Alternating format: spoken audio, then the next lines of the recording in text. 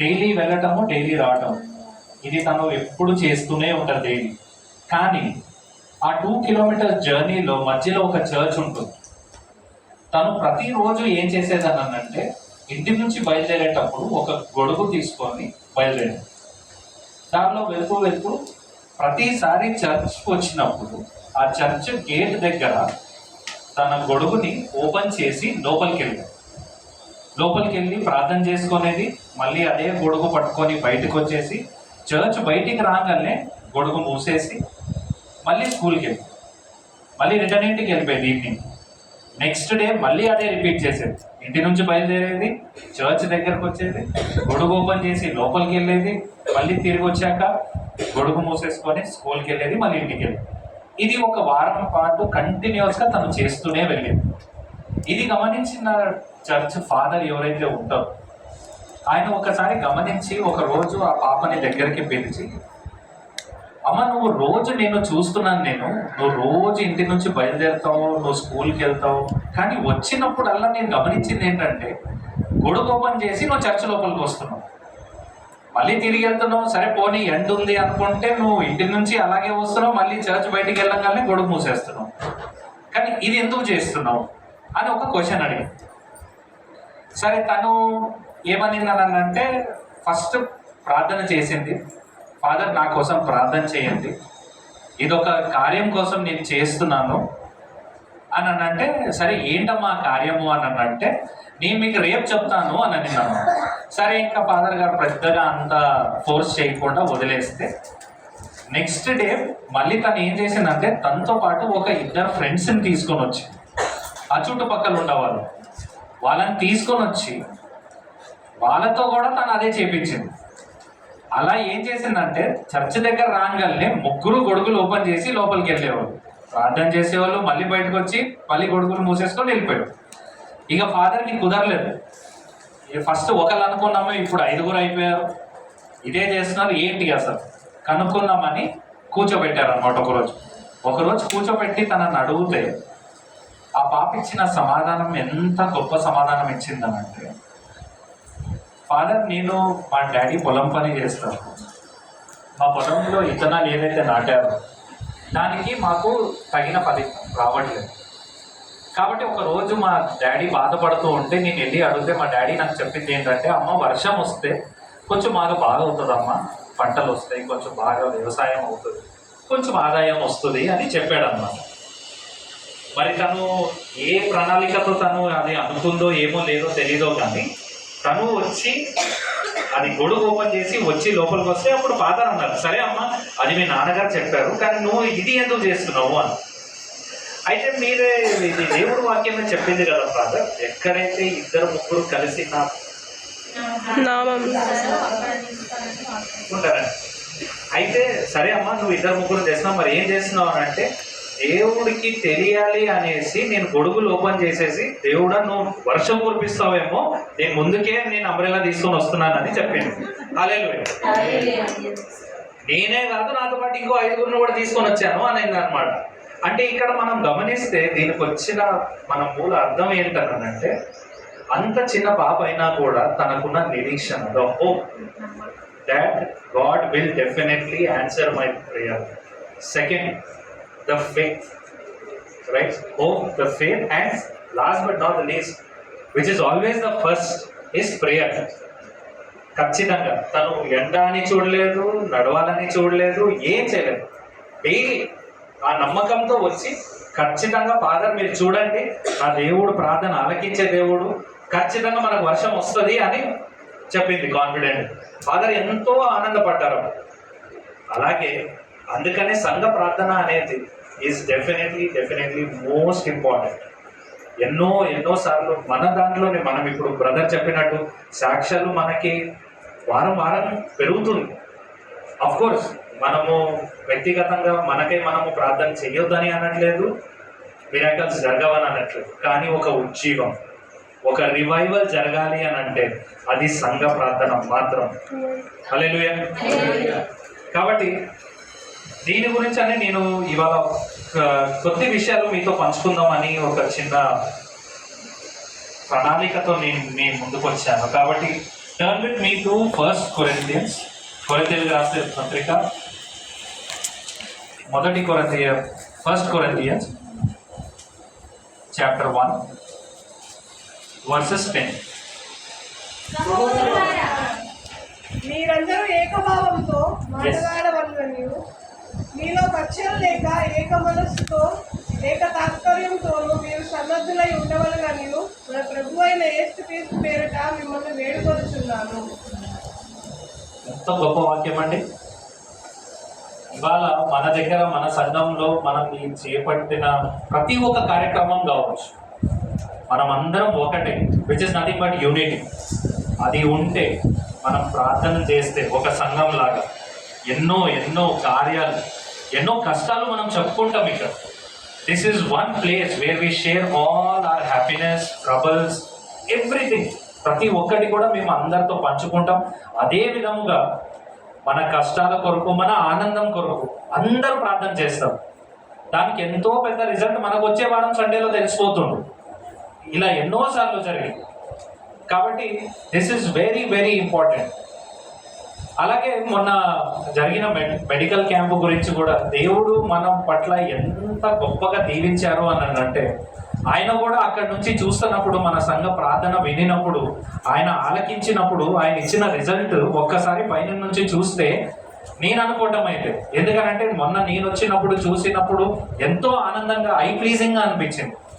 నాకు కూడా ఏమనిపించింది అంటే, ఆ టైంలో ఈ ఒక్క వాక్యం నాకు గుర్తొచ్చింది. మేబీ ఇప్పుడు ఈ సమయంలో, నిన్న అంటే మొన్న జరిగినప్పుడు, ఆ సమయంలో దేవుడు కానీ అక్కడ నుంచి చూస్తూనే ఉంటున్నప్పుడు, ఐఎమ్ షూర్ ఆయన చెప్పిన ఒక వాగ్దానం, లేకపోతే ఆయన చెప్పిన ఒక మాట, టర్న్ విత్ మీ టు కీర్తనలు 133వ అధ్యాయం 1వ వచనం.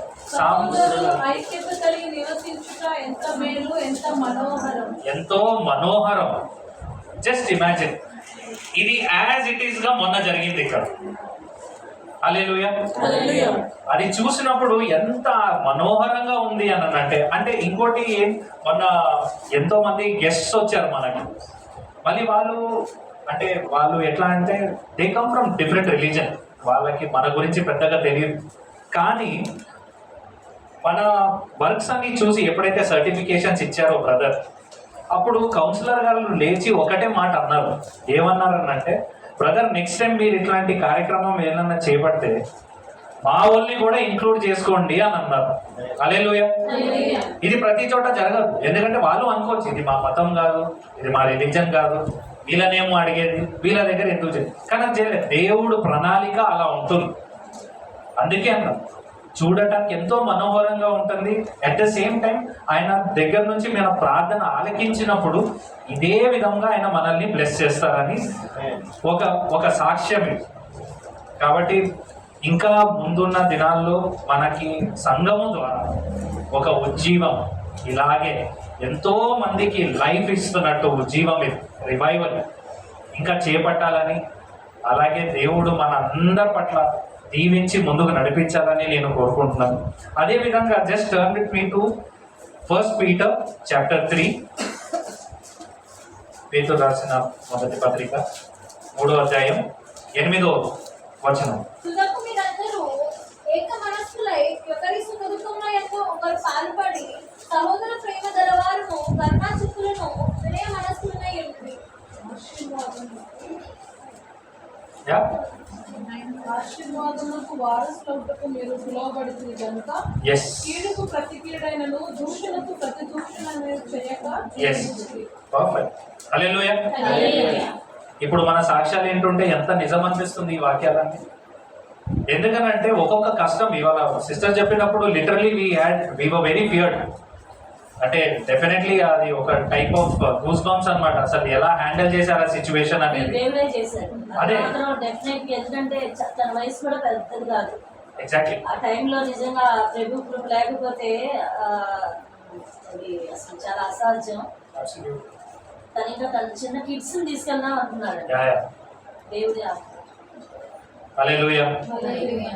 ఇలాగే so that is the reason why నా అర్జ్ ఏంటనంటే, నా ఒక్కటే రిక్వెస్ట్ ఏంటంటే, ఎన్నైనా కష్టాలు ఉన్నాయండి, ఎన్నన్నా బాధలు ఉన్నాయండి, అలాగే ఎంత సంతోషం అన్నా ఉంటున్నాయండి, Let's all get together in this living church and let's spread and share with each and everyone. ఒకరికొకరు మనం షేర్ చేసుకుందాము. కష్టమైన, దుఃఖమైన, బాధ అయినా, ఆనందమైన, సంతోషమైన ఏదైనప్పటికీ ఒక్కసారి ఇక్కడ మనం అడుగు పెట్టాము అంటే దేవుడు ఖచ్చితంగా మన పట్ల మన ప్రార్థన ఆలకిస్తాడు. ఆమేన్. రైట్. ఇప్పుడు ఇది మనము జరిగితే, ఇలాగే మనము కొనసాగుతూ ఉంటే దేవుడు మనతో మాట్లాడుతున్న మాట ఏంటి అని అంటే, turn with me to John chapter 17, యోహాను సువార్త 17:22-23. మనము ఏకమై ఉండులాగున వారు ఏకమై ఉండవలనని నీవు నాకు అనుగ్రహించిన మహిమను నేను వారికి ఇచ్చితిని. వారి యందు నేనును నా యందు నీవును ఉండుట వలన వారు సంపూర్ణులుగా చేయబడి ఏకముగా ఉన్నందున నీవు నన్ను పంపితివనియు నీవు నన్ను ప్రేమించినట్టే వారిని కూడా ప్రేమించితివనియు లోకము తెలుసుకున్నట్లు నాకు అనుగ్రహించిన మహిమను వారికి ఇచ్చితిని. ఆమేన్.